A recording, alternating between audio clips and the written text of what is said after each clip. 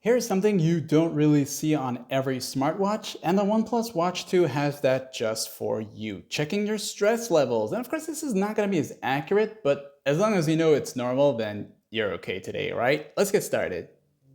While viewing the clock face view mode here, simply press down on this button here, and when you do that, you'll be taken to all the apps found on your smartwatch. You can now go ahead and kind of zoom in if you're in this view mode here, and you're going to look for the one that has that smiling face right there. That's right, that one right there. You can select it.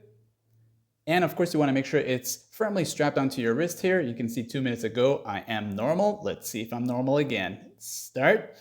And you got to keep still for a good 20-25 seconds. And if you're very still, it's going to give you a faster reading. So breathe in, breathe out. Breathe in, breathe out. There we go. And I'm still normal. Thank you. Like it's out.